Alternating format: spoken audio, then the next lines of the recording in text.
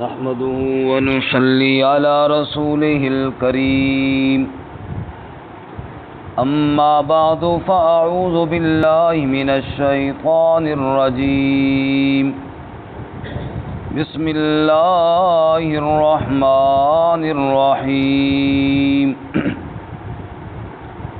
ومن يشاقق الرسول من بعد ما تبين له الهدى ويتبع غير سبيل المؤمنين نوله ما تولى ونصله جهنم وساءت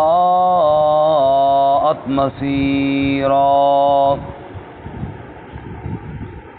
ومن يشاقق الرسول، اور جو شخص مخالفت کرے رسول صلی اللہ علیہ وسلم کی، من بعد ما تبین له الہدی، اس کے بعد جو واضح ہو جائے اس کے لیے ہدایت، وَيَتَّبِعْ غَيْرَ سَبِيلِ الْمُؤْمِنِينَ، اور اتباع کرے ایمان والوں کے راستے کے علاوہ، وَنُوَلِّهِ مَا تَوَلَّى، ہم پھیر دیں گے اس کو جدھر وہ پھرا، وَنُصْلِهِ جہنم، اور داخل کریں گے اس کو جہنم میں، وَسَاءَتْ مَصِيرًا، اور بہت برا ہے وہ ٹھکانہ۔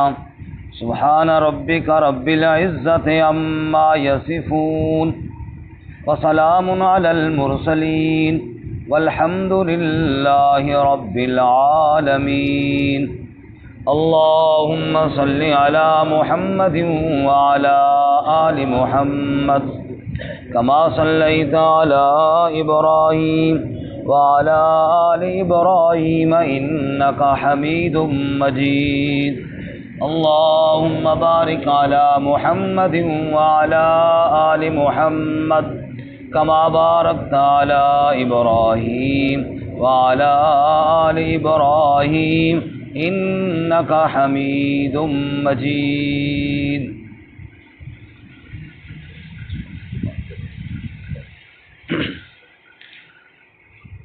معزز سامعین، سورۃ النساء کا 17واں رکوع آیت نمبر 115 آپ کے سامنے تلاوت کی ہے۔ اللہ رب العزت اس کے مطابق صحیح بیان کی توفیق عطا فرمائے، آمین، اور ہمیں قرآن و سنت پر عمل کرنے کی توفیق عطا فرمائے، آمین۔ گزشتہ سبق میں آپ حضرات نے سنا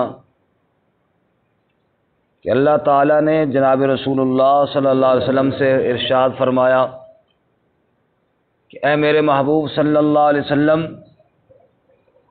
اللہ تعالیٰ کا خاص فضل آپ پر ہے، ورنہ یہ منافقین تو چاہتے ہیں کہ آپ سے بھی خلاف حق فیصلے کروائیں، نعوذ باللہ، لیکن یہ تو اللہ تعالیٰ کا آپ پر خاص فضل ہے کہ اللہ نے آپ کو کتاب و حکمت عطا فرمائی، اور اللہ تعالیٰ نے ہر معاملے میں آپ کی خاص رہنمائی فرمائی، اور ہر فیصلہ آپ سے درست ہوا۔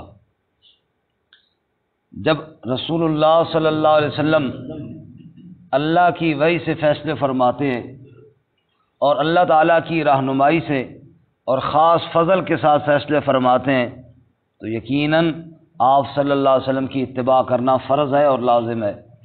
اس لیے آج کے سبق میں ارشاد فرمایا جو آپ کی مخالفت کرے گا پھر اس کا ٹھکانہ بھی جہنم ہوگا،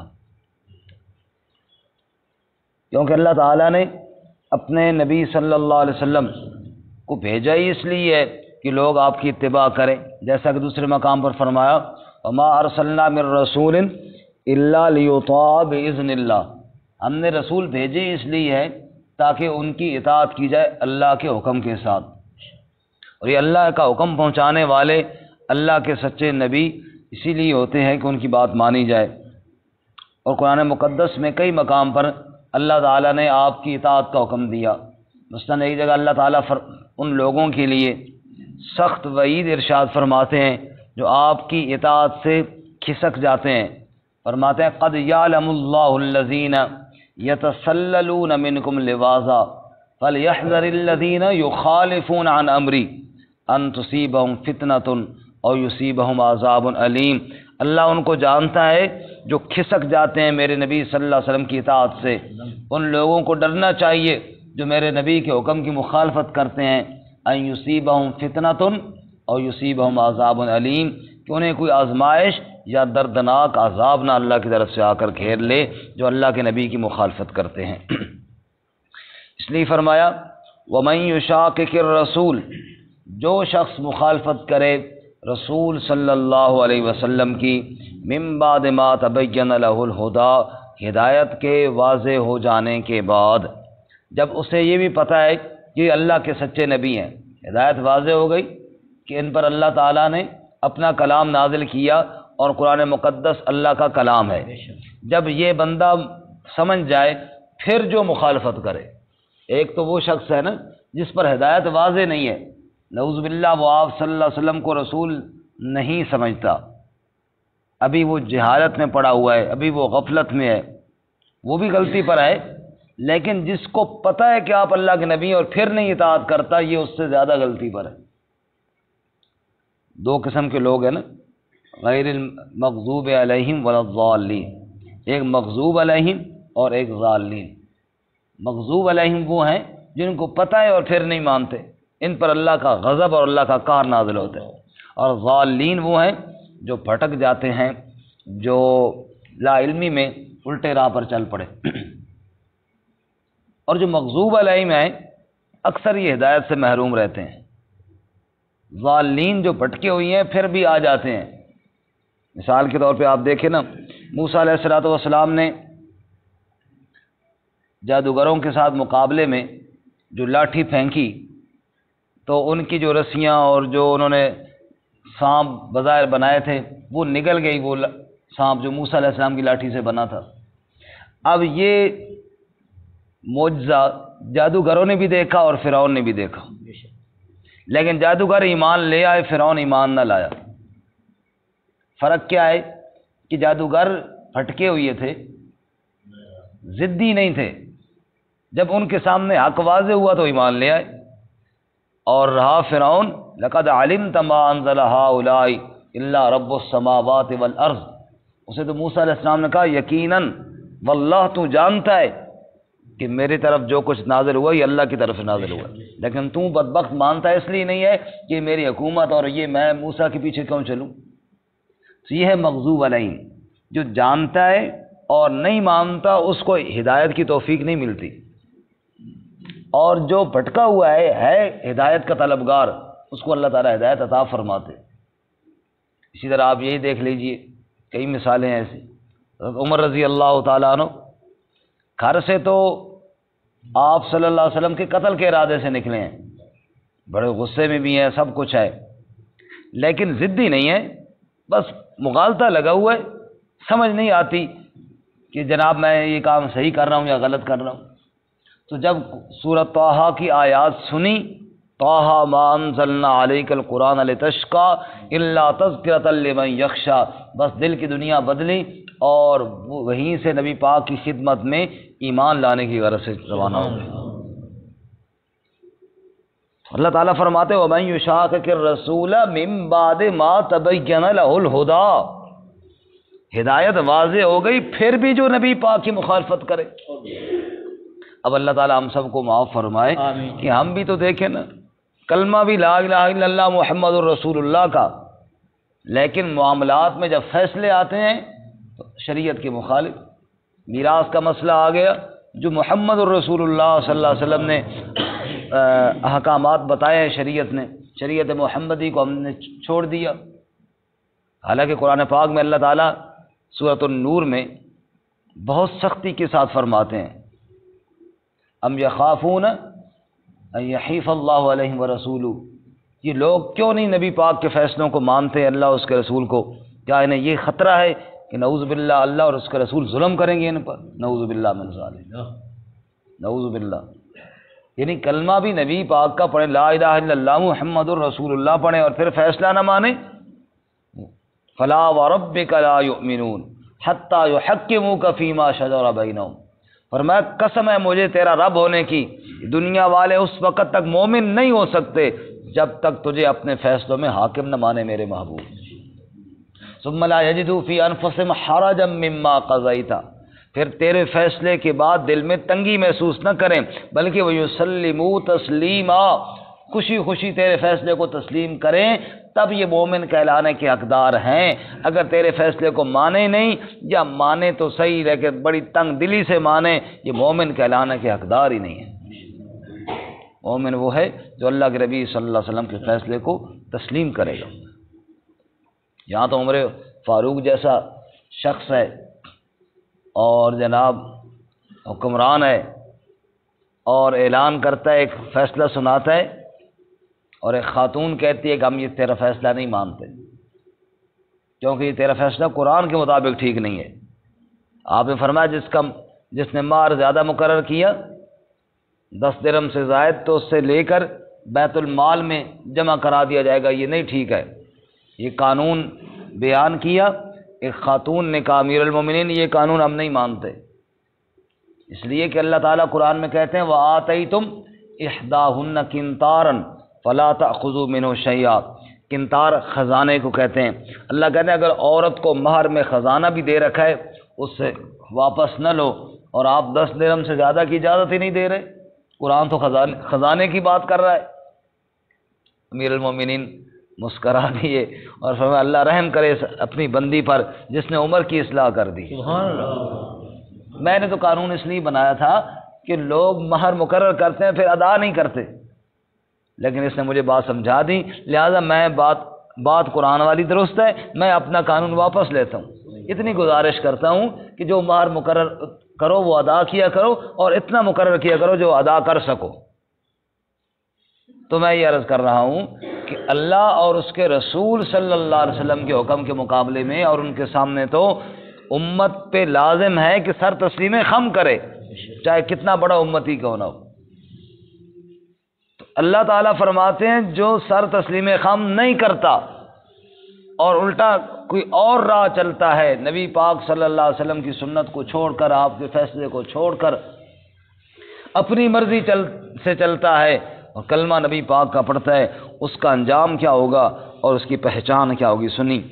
فرمایا وَمَن يُشَاقِقِ الرَّسُولَ، اور جو شخص مخالفت کرے رسول صلی اللہ علیہ وسلم کی، مِن بَعْدِ مَا تَبَيَّنَ لَهُ الْهُدَى، ہدایت کے واضح ہو جانے کے بعد، آپ کو رسول مان لینے کے بعد یہ بات واضح ہو گئی کہ آپ اللہ کے سچے رسول ہیں، پھر بھی جو شخص مخالفت کرے، یا اللہ اس شخص کی نشانی کیا ہے، پہچان کیا ہے، اور پھر اس شخص کا انجام کیا ہے۔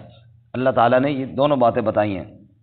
پہلے اس کی پہچان، فرمایا وَيَتَّبِعْ غَيْرَ سَبِيلِ الْمُؤْمِنِينَ، اس کی پہچان یہ ہے کہ ایمان والوں کا راستہ چھوڑ کر کسی اور راہ پر چلے گا۔ میرے نبی صلی اللہ علیہ وسلم دعوت حق لے کر آئے، اور آپ کی دعوت پر جو لبیک کہنے والے تھے وہ آپ کے غلام، وہ آپ کے رضاکار، جنہوں نے آپ صلی اللہ علیہ وسلم کے ہر حکم پہ عمل کیا۔ اور یہ نبی پاک کا مخالف وہ ہوگا جو ان سچے مومنوں کے راستے کو چھوڑ دے گا، جس راہ پر نبی پاک کے وہ سچے غلام صحابہ اکرام چلے ہیں، جی ان کے راستے کو چھوڑ دے گا۔ اللہ تعالیٰ قرآن میں سورۃ البقرہ میں فرماتے ہیں نا وَإِذَا قِيلَ لَهُمْ آمِنُوا كَمَا آمَنَ النَّاسُ قَالُوا أَنُؤْمِنُ كَمَا آمَنَ السُّفَهَاءُ، جب منافقین سے کہا جاتا ہے ایسے ایمان لاؤ جیسے یہ لوگ ایمان لائے، جیسے ابو بکر و عمر و عثمان و علی ایمان لائے، ان کی طرح ایمان لاؤ۔ قالوا انؤمن کما آمن السفہاء، جواب میں کہتے ہیں کیا ہم ان بے وقوفوں کی طرح ایمان لائیں؟ نعوذ باللہ من ذلک۔ اللہ نے جواب میں فرمایا الا انہم هم السفہاء ولکن لا یعلمون، سن لو توجہ سے، یہ بے وقوف نہیں، ان کو بے وقوف کہنے والے بے وقوف ہیں، ان کو نفع نقصان کا پتہ نہیں، انہوں نے تو اپنا سب کچھ قربان کیا میرے محمد صلی اللہ علیہ وسلم کے اشارے پر۔ سبحان اللہ۔ ادھر سے ایک لشکر آ رہا تھا حق پرستوں کا، بظاہر فاقہ ہستوں کا، بظاہر حاجت مندوں کا۔ وہ لشکر سب لشکروں سے انوکھا تھا، نرالا تھا کہ اس لشکر کا افسر ایک کالی کملی والا تھا۔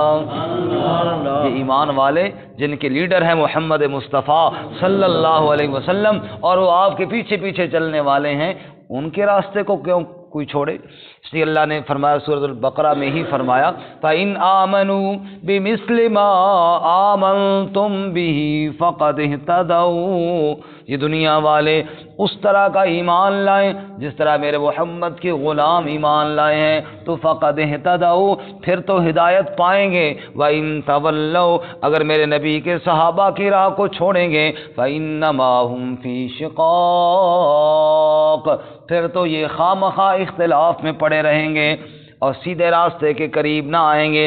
سیدھا راستہ اس طرح ملے گا، اس راہ پر چلنا پڑے گا، اس طرح نبی کی غلامی اختیار کرنی پڑے گی جس طرح نبی کی غلامی نبی کے ان سچے غلاموں نے کر کے دکھائی ہے۔ نبی پاک صلی اللہ علیہ وسلم نے جو فرمایا انہوں نے اس پر عمل کیا اور اتباع کا حق ادا کیا۔ اس لیے اللہ نے قرآن میں ان کی تعریف کی نا سورۃ التوبہ میں، والسابقون الاولون من المہاجرین والانصار والذین اتبعوہم باحسان رضی اللہ عنہم ورضوا عنہ، فرمایا وہ سبقت کرنے والے، وہ پہل کرنے والے مہاجرین میں سے یا انصار میں سے، والذین اتبعوہم باحسان، یا جو بعد میں آئے ان کی اتباع کی جنہوں نے احسان کے ساتھ، رضی اللہ عنہم ورضوا عنہ، اللہ ان سب سے راضی اور وہ اللہ سے راضی ہو گئے۔ وَأَعَدَّ لَهُمْ جَنَّاتٍ تَجْرِي تَحْتَهَا الانہار خالدین فیہا، اللہ نے ان کے لیے باغات نہریں والے تیار کی ہیں، جنت کی نعمتیں اللہ نے ان کے لیے تیار کی ہیں۔ اس لیے فرمایا جو شخص ان کے راستے کو چھوڑے گا، ایمان والوں کے راستے کو، سمجھ لینا یہ میرے نبی کا مخالف ہے، نبی کا کچھ لگتا ہی نہیں۔ من احبہم فبحبی احبہم ومن ابغضہم فببغضی ابغضہم۔ توجہ کرے، ایک بات جوڑ لگا کے بتاؤں، میں نے رب سے کہا، میں نے اللہ سے کہا یا اللہ تجھ سے بڑی محبت کرتا ہوں، تیری توحید پر مر مٹتا ہوں، تیری عبادت کے جذبے سے سرشار ہوں، تجھے اپنا معبود سمجھتا ہوں، تیرے علاوہ کسی کو معبود نہیں کہتا، تیرے علاوہ کسی کو مسجود نہیں کہتا، تجھے ہی مالک و مختار سمجھتا ہوں، تجھے ہی اپنی عبادت کا حقدار سمجھتا ہوں، یا اللہ بڑا موحد آدمی ہوں، مجھے اپنا بنا لے۔ رب نے کہا قل ان کنتم تحبون اللہ فاتبعونی یحببکم اللہ، میرے محبوب یہ جو دعوے کر رہا ہے نا میری محبت کے، یہ جو توحید کا دم پھر رہا ہے نا، اس سے کہہ دیجئے اگر اللہ سے محبت ہے محمد عربی صلی اللہ علیہ وسلم کی اتباع کرنی پڑے گی۔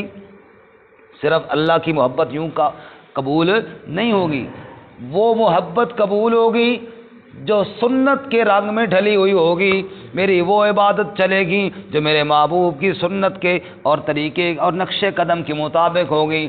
اس طرح نماز پڑھ جس طرح میرے محبوب نے بتائی ہے، اس طرح میرے نام پر خیرات کر جس طرح میرے نبی نے طریقہ بتایا ہے، اس طرح میرے گھر کا حج کر جس طرح میرے نبی نے طریقہ بتایا ہے، اس طرح میری رضا کے لیے روزے رکھ جو طریقہ میرے محبوب صلی اللہ علیہ وسلم نے بتایا ہے۔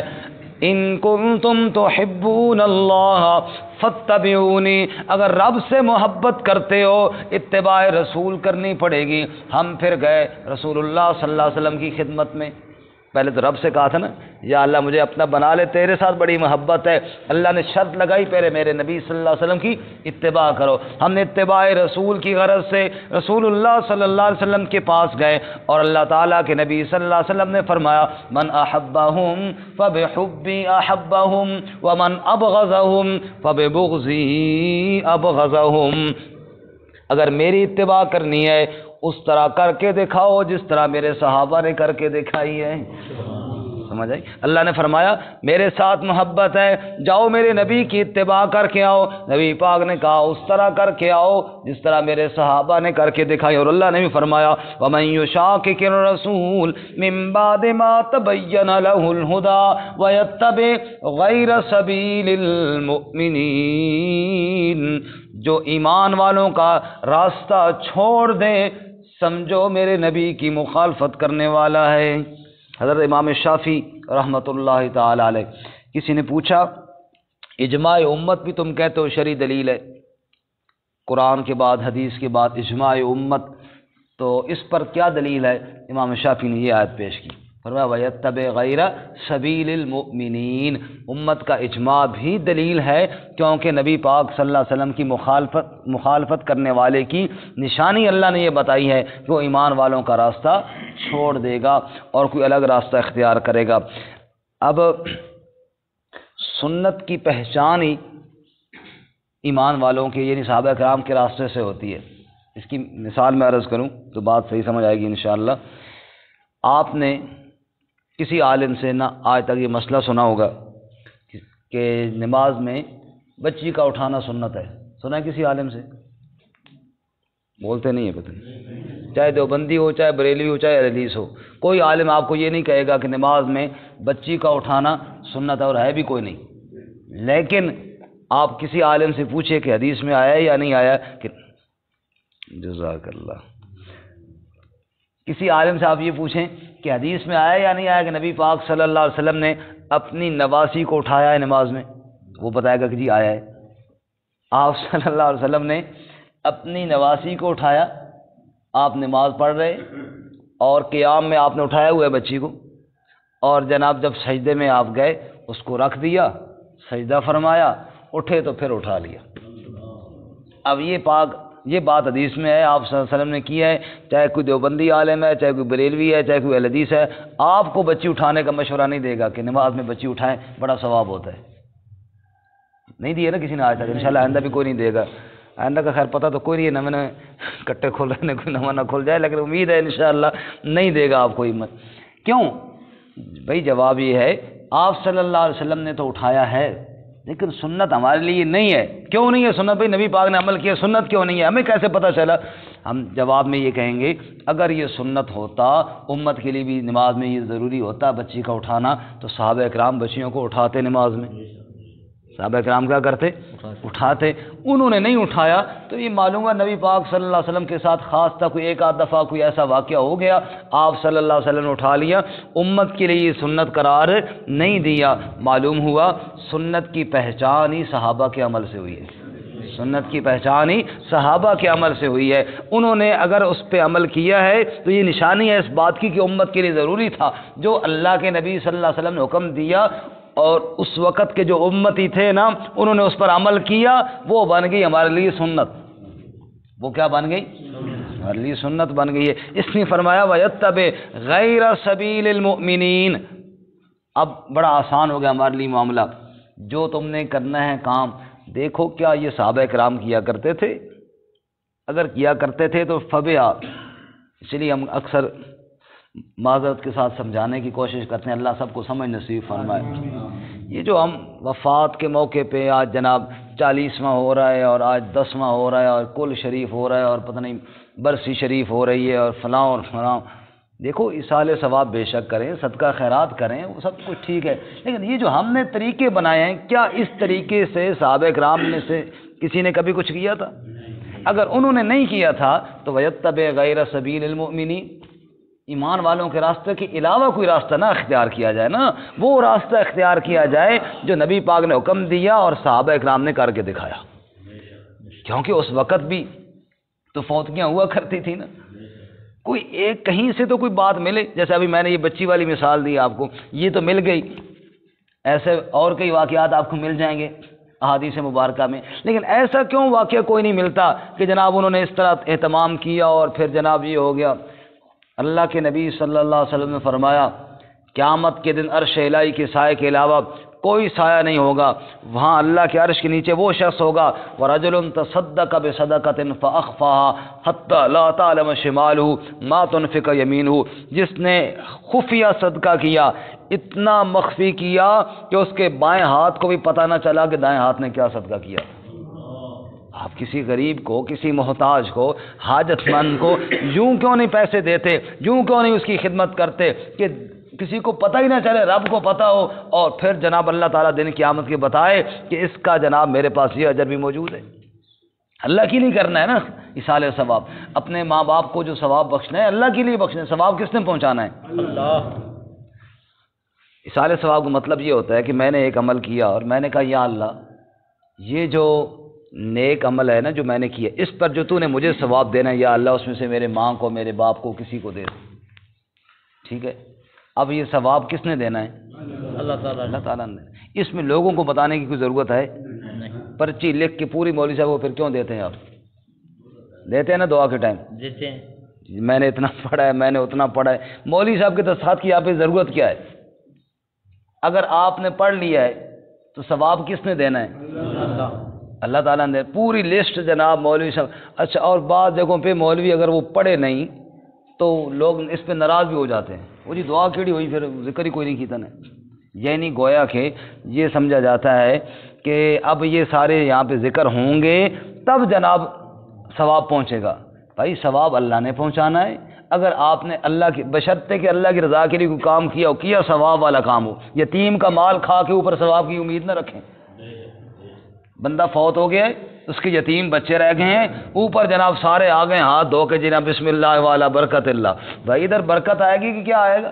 اور اوپر جناب وہ یتیم کا مال کھا کے کہتے ہیں یا اللہ اس کا ثواب فلانے کو پہنچا دے، کم بہت سونا کیتا نا ثواب پہنچا دے۔ اس پہ تو ڈوب مرنے کا مقام ہے کہ یتیم کا مال کھا گئے ہو اور کہتے ہو یا اللہ اس کا ثواب فلانے کو پہنچا دے۔ کام کوئی ثواب کا کرے، پھر اللہ سے دعا کریں یا اللہ اس کا جو ثواب تو نے مجھے دینا ہے نا، یا اللہ میری ماں کو دے دے، میرے باپ کو دے دے، میرے استاد کو دے دے، میرے فلاں بزرگ کو دے دے، ٹھیک ہے وہ کریں، لیکن کام تو ثواب کا کریں۔ تو راستہ صحابہ کرام کا دیکھیں، اہل سنت والجماعت تب کہلانے کے حقدار ہیں جب اس جماعت کے اعمال کو دیکھیں۔ وَيَتَّبِعْ غَيْرَ سَبِيلِ الْمُؤْمِنِينَ، ایمان والوں کے راستے کے علاوہ اگر کسی اور راہ پر چل پڑے تو فرمایا کہ پھر وہ عمل قبول نہیں ہوگا۔